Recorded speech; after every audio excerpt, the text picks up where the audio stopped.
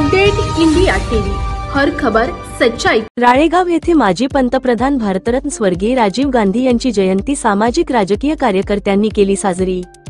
राळेगाव येथे माजी पंतप्रधान भारतरत्न स्वर्गीय राजीव गांधी यांची जयंती सामाजिक राजकीय कार्यकर्त्यांनी एकत्र स्वर्गीय राजीव गांधी यांच्या तैलचित्राच्या फोटो पूजन करून माल्यार्पण करून राजीव गांधी अमर रहेच्या घोषणा देत जयंती उत्साहात केली साजरी। यावेळी अरविंद वाढोणकर, जिल्हाध्यक्ष ओबीसी सेल,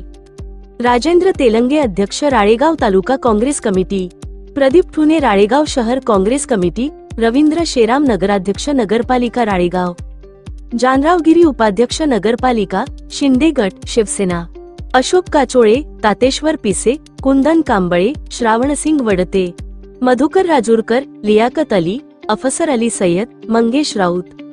जानराव गिरी, अरविंद तामगाडगे, रवींद्र शेराम, महादेव लांभाडे, सुनील भामकर, मंगेश राऊत, राजू नागतुरे, सचिन हुरकुंडे, वैभव पंडित, अशोक भागवत, नितीन कोमेरवार, मनोज पेंदोर, राहुल बहाळे, सज्जाद सय्यद, अशोक पिपरे, कमलेश गहलोत, विजय धानोरकर, मंगेश पिपरे, प्रतीक बोबडे, इमरान पठाण, प्रमोद ताकसांडे, बबलू सय्यद अली, विनोद नरड, संजय दुर्बुडे, किशोर धामंदे, राजेश काळे, दिलीप कन्हाके, पवन चोरिया, निलेश हिवरकर, श्रीधर तुटुरकर व इतर सामाजिक व राजकीय कार्यकर्त्यांच्या उपस्थितीत स्वर्गीय राजीव गांधी यांची जयंती केली साजरी।